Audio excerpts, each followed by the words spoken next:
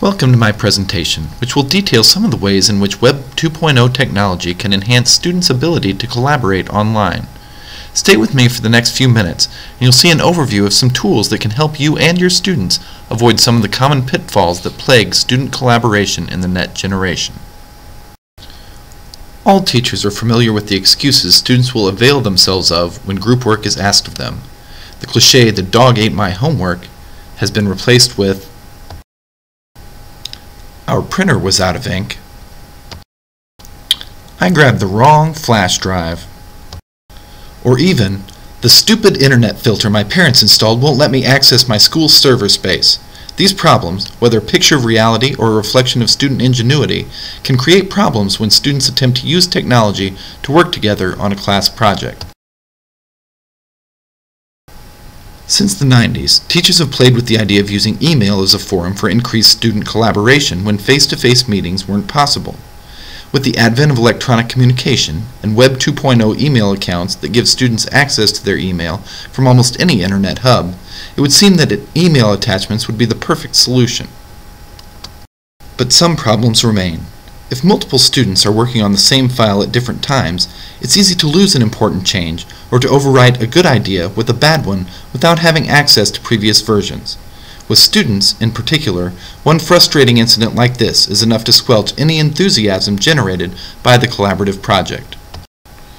In addition, school network policies may limit the access that students have to their web-based email accounts.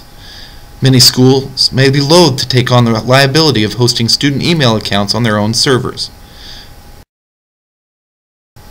Finally, there are some privacy issues that should be considered before allowing students access to each other's email accounts. Fortunately, web-based alternatives that alleviate many of these concerns exist. Dropbox.com allows students to access multiple files without having to send multiple emails. They can also access a teacher-controlled space for file sharing that doesn't involve students having to violate strict acceptable use policies that prohibit email use. Also, with proper saving and naming conventions, numbered drafts for example, a previous iteration of the project can be accessed and restored. The first screenshot shows the information needed for a student to create a Dropbox account.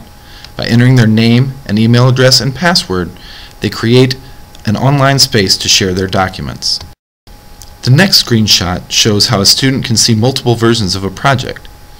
By carefully considering naming conventions by adding their own name and a number to the draft, they can tell when and by whom changes were made. The third screenshot shows how a teacher or student could choose who has access to a particular Dropbox. A standard Dropbox account has 2 gigabytes, enough space for several student presentations or papers to be submitted. And if the teacher's account is referenced when a student signs up, enough free space is available for all students to submit their work. Another Web 2.0 solution is Google Docs.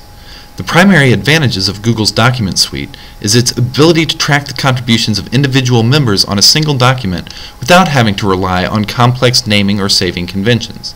This makes it very easy for a teacher to realistically gauge individual contributions to the group.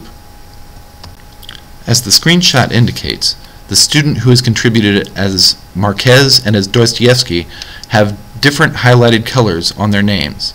The teacher's contribution, under Interviewer, is also distinguished by a different color. Additionally, Google Docs can be edited by anyone with internet access, eliminating problems with compatibility caused by different versions or brands of software. As the screenshot indicates, options exist for spreadsheets, word processors, and PowerPoint presentations that are the equivalent to their Microsoft counterparts. Finally, it's easy for students to submit comments on their work to help the group decide what is best suited for the final presentation. While email addresses do need to be shared to access a Google Doc, Gmail easily allows a student to create an email account for an individual project without sharing their own personal email address. I sincerely hope that this brief tour through Dropbox and Google Docs has shown you ways in which Web 2.0 technology can help the net generation use collaborative tools effectively in the classroom setting. Thank you for your attention.